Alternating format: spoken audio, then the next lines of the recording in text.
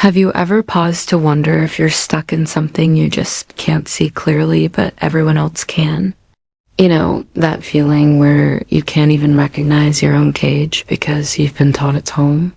Maybe it's because of deep-rooted beliefs you were raised with, or the subtle mind games of someone you trust, like a husband who constantly gaslights you.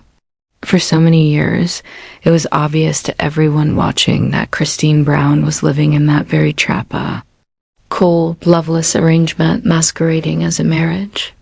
Kody, the man she called her husband, wasn't even her legal spouse. But in her faith, she was taught this union was just as real and sacred as any legal marriage. They said it was sealed for all time and eternity. She truly believed it held the same weight as a marriage recognized by law. Yet, if you think about it, she just left him no legal divorce necessary because legally it wasn't even a marriage. But that's the cruel part of the trap. They tell you you're married in heaven, that it matters just as much on earth, but it doesn't. It really doesn't carry that weight. Legally, it meant nothing, but Christine decided to break free. She chose to change everything about her life. Today, she's legally married to someone new, and she's writing a book about her journey. Just last week, I shared an excerpt from her book's back cover. She opened up about how, for years, she convinced herself and said on camera that everything was fine, even though deep down she knew it wasn't. The cameras revealed her own lies to herself. She realized she had been pretending, living a life that felt suffocating and wrong. She didn't feel free. She watched other women before her find their truth and leave. And finally, she found her own truth. She calls her book raw and real, and I believe her. I also noticed something subtle but telling since she announced her book. Her entire social media presence has transformed. For instance, her Instagram bio used to mention sister wives, but now it says nothing about it. Instead, it says, encouraging you to take charge, change your circumstances with legal scales, create the life you deserve and hope again. Mom, newlywed reality TV. That's such a big shift. Janelle, by contrast, still has rooted, empowered, authentic TLC sister wives in her bio. She still claims that title, Christine. She's almost deliberately distanced herself from it, just calling herself reality TV, leaving sister wife behind. It's a pretty meaningful leap. It seems Christine's focus now is helping people change their own circumstances, encouraging them to take control and move forward. Sure, part of this new messaging is tied to her business. She's part of a multi-level marketing company and holds a Plexus diamond rank, selling both the idea of personal empowerment and an income stream. But even so, it's a striking contrast. I even checked her Facebook profile, and it's the same story. Nothing in her bio mentions sister wives anymore. She might share clips from the show, sure, but she no longer brands herself that way at all. It's like she's consciously rewriting her story and inviting others to do the same. Christine's Facebook bio really says so much about who she is now. It reads, I am the master of my fate. I am the captain of my soul in Invictus. And if you look at her work info, it just says she works for Plexus. There's not even a single mention of reality TV. Instead, there's the usual personal stuff, where she went to community college, which high school she attended, where she lives, all the normal details. But not even a whisper about sister wives. It's as though she's consciously erasing that chapter from her bio, choosing to share only what she wants the world to know now. She's also gearing up for her book tour. She's doing 4 separate stops, and she was actually promoting it earlier today on her Instagram stories. It's for anyone who wants to see her in person. On September 1st, she'll be in Brooklyn, New York. Then on September 2nd, she'll be in North Vale, New Jersey. On the 3rd, she'll head to Chicago. And on the 4th, she'll be in Salt Lake City. My guess, while she's in New York, she'd probably be spending a full day doing promotions and interviews. That's usually how these book tours work. The timing also lines up perfectly because the book officially launches on September 2nd. I wouldn't be surprised at all to see her appear on something big like Today, Good Morning America, or CBS This Morning that day. She'll probably also do interviews with other media outlets based in New York. After all, that's often the first stop authors make when they're trying to get the word out about their new book. Another thing I noticed when the book was first announced back in January, it was listed as being 288 pages. But now, the final published version coming out September 2nd is 320 pages. That's 32 extra pages of what I'm sure will be very juicy details for everyone who picks it up. Also, the original release date was September 16th, but it got moved up to the 2nd. So not only do we get more content, we get it sooner. What I'm really thinking here is that this signals a huge pivot for Christine. Of course, I can't say for certain, but my personal feeling is that she's trying to shift away from being a reality TV personality and move towards something new. Remember, in the past, Christine was used by the group she grew up in the AU bit to promote polygamy. Part of why she was so valuable to them was her family name. She's an Alred, after all. Her grandfather Rulin was a hugely important figure for them. While he wasn't technically the founder, he became their prophet-like leader after they split from the FLDS. He really shaped the AUB as it exists. They still revere him to this day. So for a long time, Christine was a very public face of that world. That's why I'm hoping this pivot is real and lasting. It would be amazing to see her use her platform to advocate for women who are leaving polygamy. I'd love to see her help create real resources and support for those trying to escape. Of course, we don't know yet if that's where she's headed. Not everyone who writes a book about leaving their faith becomes an activist. But often, once someone begins writing openly about leaving such a controlling belief system, it marks a major turning point in their life. It means they're ready to move on. Honestly, I can't imagine Christine sticking around on Sister Wives much longer after her current contract is up. It feels like she's ready to turn the page for good. Honestly, if there is going to be a season 20 of Sister Wives, I think it will feel like the natural final chapter for the whole series. Other reality shows sometimes limp along, even when big cast members leave, but Sister Wives is different. It's hard to imagine it continuing without Christine, Janelle, or even Mary. Really, it's hard to see it working if any of them truly walk away for good. Honestly, part of me wishes they'd just bring it all to an end with dignity. And watching Christine now, it seems like she's already making that shift on her own terms. She's been carefully putting distance between herself and that whole world. One small but telling sign. She's turned off her Cameo.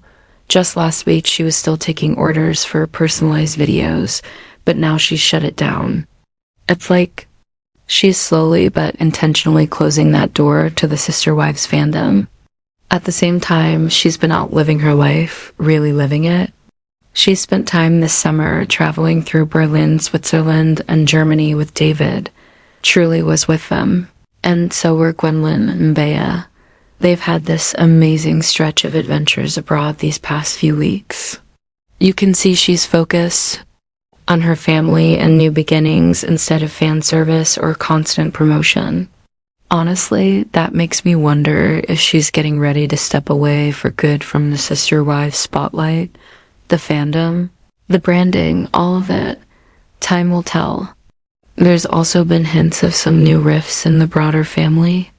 For example, over on McCulty and Tony's Patreon, they hinted there's been real tension between them and Kody and Robyn. Apparently, right after Garrison's funeral, they decided to pull back and create distance because of things that were said or done around that painful time. And you know, I notice these things even in the little social media details that often speak volumes. Some people think it's odd to look at someone's Pinterest boards, but honestly, it's no different than checking out their Instagram. You can see what they choose to pin and follow. I had taken a screenshot of her Pinterest last year when she was following about 72 accounts. Now, she's down to just 25. That's a pretty stark change. And who she's following is interesting too. Of all Kody's kids, she only follows Aspen. She even unfollowed my Kody, which shocked me because they were always so close. On Instagram, Robyn is technically still following her, but it doesn't really mean much because Robyn barely even uses Instagram. If you check Christine's follows now, it's mostly doll makers, cute stores nearby, and her own daughters Aurora and Brianna. She still follows the My Sister Wife's Closet account, but gone are Mary, Janelle, Christine, and even my Kody. The only family one left is Aspen. It's the kind of detail people might overlook, but it really tells a story, doesn't it? A story about how much things have changed and how people choose, quietly and deliberately, to let go of old ties when they're ready to move forward with their own lives. You know, there's something telling about the way Aspen's account is private now. Christine has clearly gone in and scrubbed what? Around 47 people from her Instagram. That kind of quiet cleaning up says a lot, doesn't it? I also peeked at Mykelti's Pinterest. Just so, you know, she's never really been that active over there. I even went back to see when she last posted, and it's been about 2 years. She's not pinning much of anything these days. But here's something interesting. Robyn is active on Pinterest. For the record, she actually posted something on one of her boards just last week.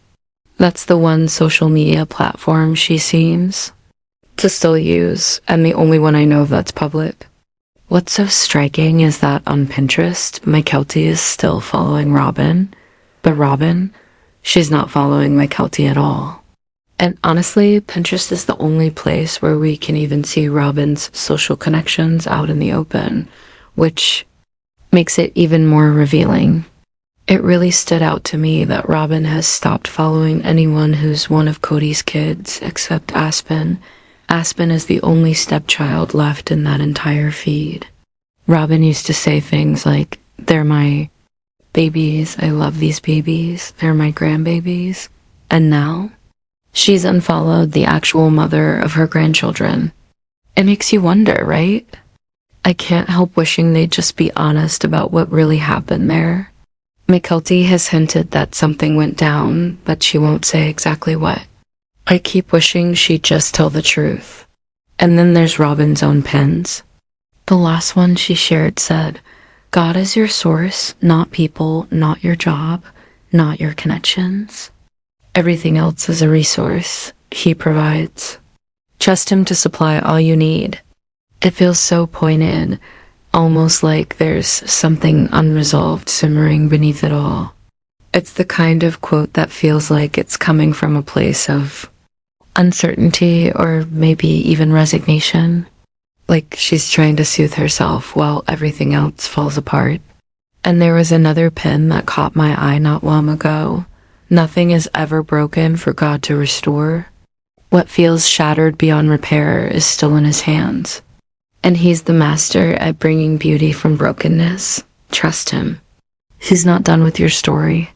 Reading things like that, I just don't believe that Robyn is as happy as she claims. For all the public smiles and words about family, her actions tell another story. She's unfollowed nearly all of Kody's kids except for Aspen, who always seems to stay neutral. And that feud between Mykelti and Robyn, it doesn't seem to be going anywhere. Over on Patreon, Mykelti and Tony talked about how they haven't really spoken to Kody and Robyn in a long time. They mentioned they haven't even seen them since moving to North Carolina last summer, so it's been a year with no visit. When someone asked if they'd travel to see Kody and Robyn, they were blunt. It would be expensive and exhausting with 3 little kids. They'd have to take days off work, pile everyone into the car for a long drive. It just wasn't realistic. You can hear the resigned tone in their answers. But you know what struck me most? It doesn't sound like Kody and Robyn have made any effort to visit them either. It makes you wonder, does Kody even care about those grandbabies at all? He's got so many grandchildren he doesn't really know. He's got kids he has no relationship with. Meanwhile, Robyn is penning these heavy, almost sad quotes about God fixing what's broken. And then there's Christine on the other side of this story, moving forward boldly. She's saying, I'm done. I'm leaving this behind. I'm going to champion other people. I'm going to show them a way out, a path to freedom. It's such a stark contrast. Robyn seems stuck, repeating old wounds and regrets, while Christine is all about growth, possibility, and new beginnings. And I just keep thinking about that moment when Robyn unfollowed even Mykelti, the one she used to call my baby, the one whose kids she once insisted were her grandbabies. It says so much without saying a word. I really wish we knew the truth of what went down, don't you? What do you think caused that final break between Mykelti and Robyn? Was it Mykelti's candid chatter on Patreon, or something deeper? I'd really love to hear what you think. And are you as curious as I am to see what Christine's new book will reveal? Let me know all your thoughts. And of course, before you head out, make sure to subscribe and click that bell so you'll always know when there's something new to talk about. We're getting so close.